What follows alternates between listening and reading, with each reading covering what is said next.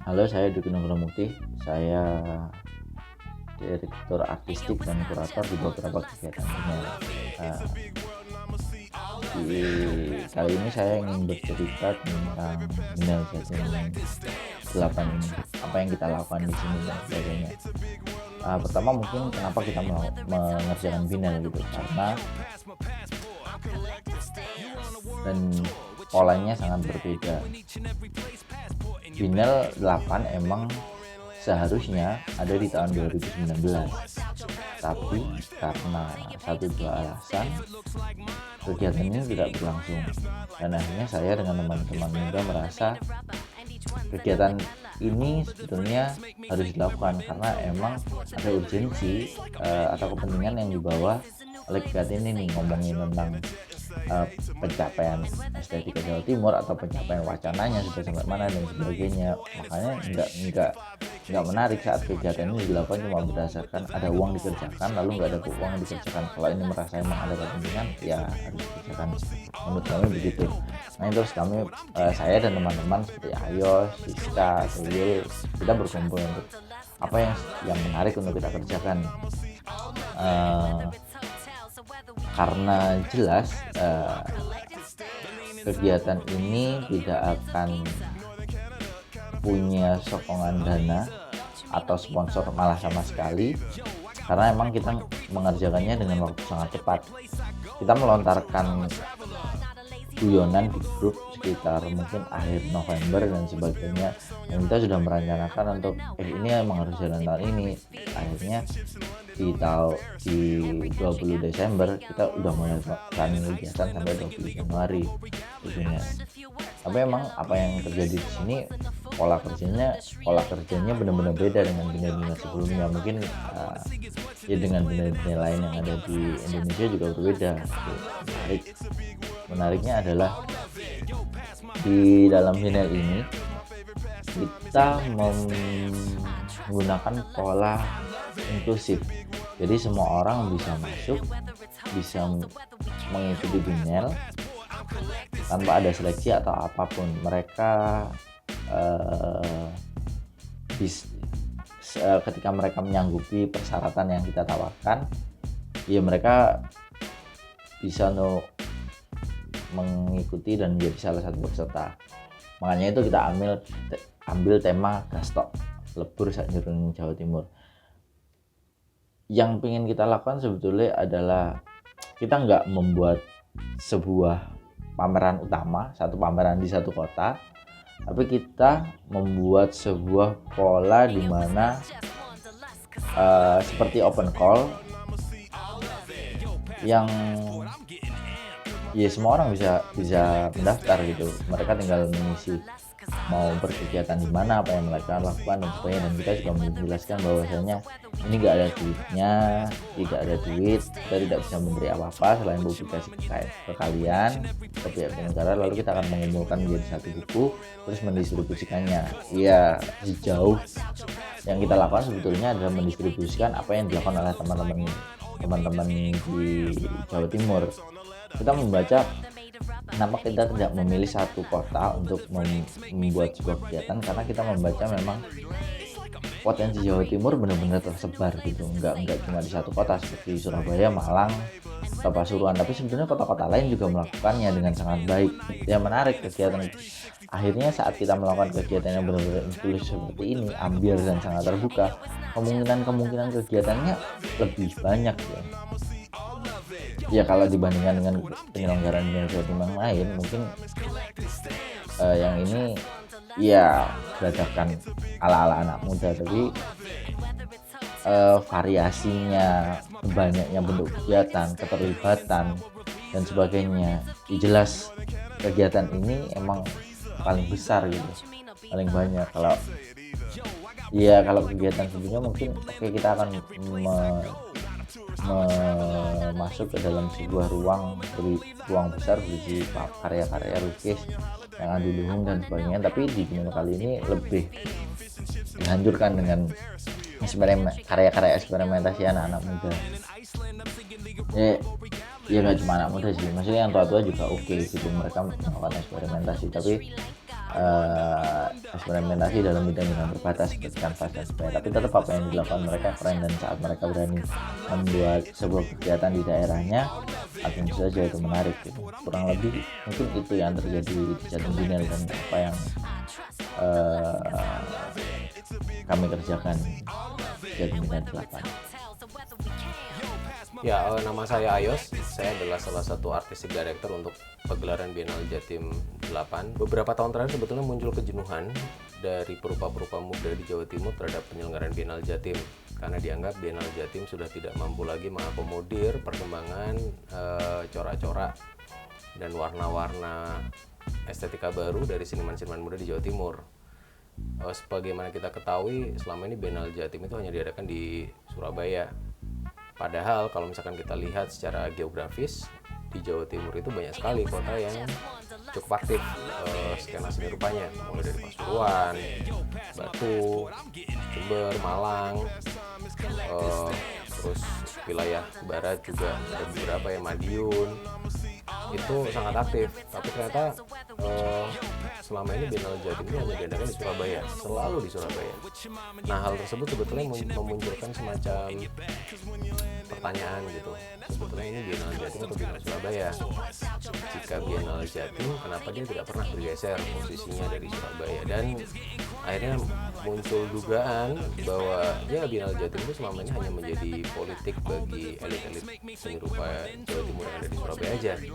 Sebagai sebuah perhelatan, dia tidak pernah menjadi imajinasi bersama. Dia nggak pernah menjadi imajinasi seniman-seniman di seluruh Jatim. Contohnya tahun 2017 ketika saya terlibat di penyelenggaraan Biennale Jatim, kami mengadakan sosialisasi di beberapa kota, dan di Jember saya mendapatkan satu pernyataan yang cukup menarik. Dari sekian banyak Biennale yang pernah dilakukan di Jatim, sebetulnya baru pertama kali itu terjadi sosialisasi di Jember. Itu membuktikan bahwa sebetulnya Biennale selama ini diselenggarakan secara eksklusif, bahwa kurator memilih seniman dengan ukuran-ukurannya sendiri. Itu yang terjadi. Nah, 2019 ini sebenarnya harusnya ada Biennale Jatim, tapi tidak diadakan karena entah ya, satu dan lain hal. Mungkin karena dananya nggak ada, atau mungkin karena penyelenggara sebelumnya merasa kecapean.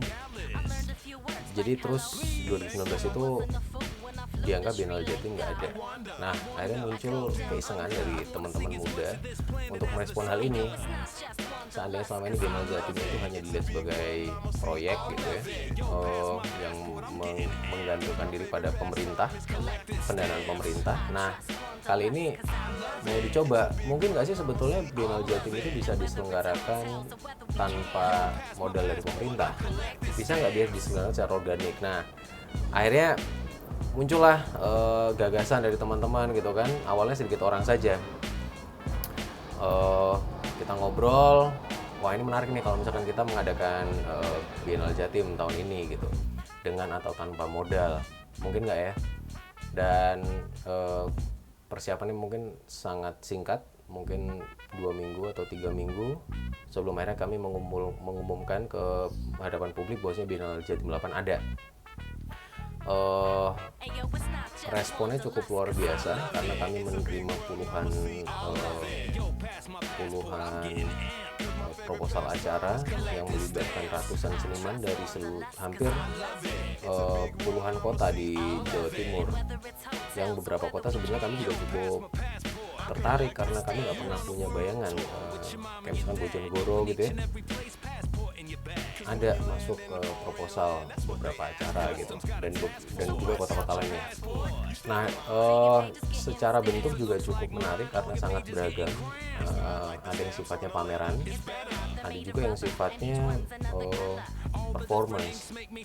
Ini yang menurut saya cukup jarang dilihat di Biennale Jatim sebelumnya, bahwasanya muncul banyak sekali ide-ide tentang konseptual art atau performance yang kemudian bisa masuk ke dalam konteks bienal yang terbuka ini. Di bienal kali ini kami tidak menetapkan adanya kurator, yang ada hanya mungkin artistic director yang dipegang saya dan Dwiki Nugroho Mukti. Kami hanya memberikan semacam platform bagi teman-teman untuk mengusulkan kira-kira program apa yang mau mereka bikin, kapan waktunya, dan kami membantu untuk mempublikasikannya secara serentak. Jadi sebetulnya nggak ada konsep kuratorial, nggak ada saringan kuratorial juga yang dilakukan. Semuanya dilakukan secara impromptu, secara spontan, dan memang seharusnya Biennale Jatim 8 ini dilihat sebagai sebuah respon spontan atas penyelenggaraan biennale-biennale sebelumnya. Juga boleh dikatakan ini menjadi semacam kritik bagi penyelenggaraan biennale Jatim sebelumnya yang mungkin mendasarkan diri pada pendanaan pemerintah, sementara pendanaan pemerintah juga cukup fluktuatif, kadang ada kadang enggak. Nah, kali ini kita coba membuat kira-kira dengan dana yang minim atau bahkan tidak ada ini, mungkin nggak sih membuat Biennale Jatim menjadi imajinasi bersama. Dia menjadi perayaan yang bisa dilakukan di banyak tempat di Jawa Timur, nggak harus di Surabaya. Dia bisa ada acara di Pacitan, ada acara di Jember, ada acara di Banyuwangi, ada acara di Bojonegoro, dan kota-kota lainnya. Semua merayakan Biennale Jatim dengan cara mereka sendiri, dengan pemikiran mereka sendiri, dan itu tujuannya melihat Biennale Jatim bukan sebagai sebuah pagelaran atau tol ukur seni rupa di Jawa Timur, tapi justru merupakan sebuah perayaan bersama.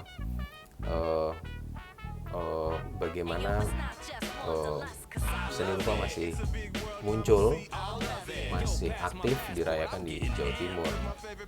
Kedepan kami berharap Biennale Jatim bisa mengakomodir bentuk-bentuk yang eksperimental semacam ini, karena saya pikir ini bukan bentuk yang sama sekali baru ya. Di beberapa tempat sebetulnya ada Biennale yang modelnya semacam ini juga.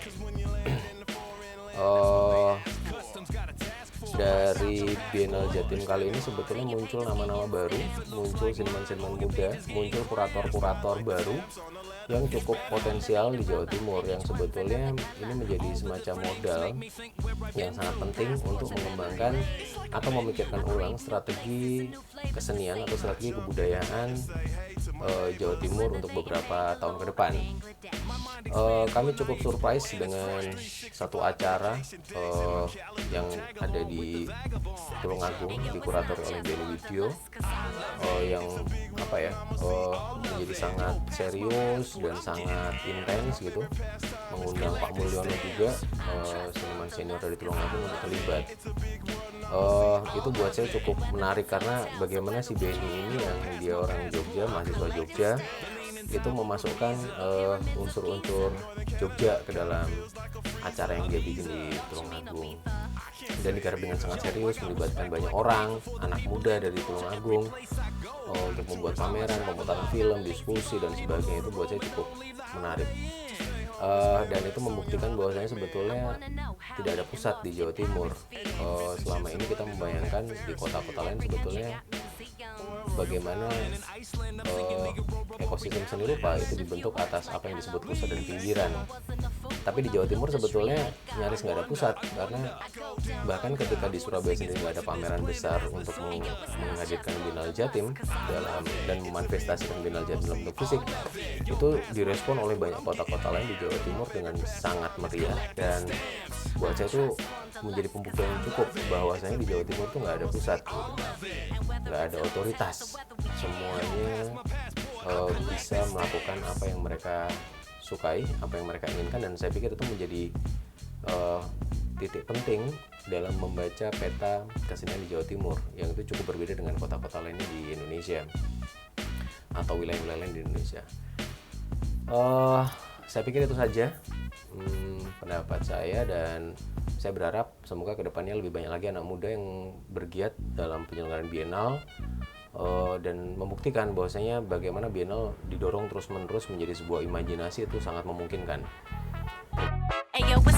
just wanderlust, cause I love it. It's a big world and I'ma see all of it. Yo, pass my passport, I'm getting amped. Cause my favorite pastime is collecting stamps. I trust wanderlust, cause I love it. It's a big world and I'ma see all of it. And whether it's hotels or whether we can, Yo, pass my passport. I'm collecting stamps. You on a world tour with your mom and your dad. Yo, in each and every place, passport in your bag. Cause when you land in the foreign land, that's what they ask for. Customs got a task force. So bust out your passport. You stand in line. till your page is getting If stamped. it looks like mine, all your pages getting crammed. It's not like the stamps on the letter. It's better. They're made of rubber, and each one's another color. All the different inks make me think where I've been to. Passports and memory lane. It's like a menu. I crave new places and new flavors to savor. I jump in a jet and say hey to my neighbors. And whether they in Bangalore or Bangladesh, My mind expands when I explore, And and it's it's fresh fresh. 365 vacation days in my calendar.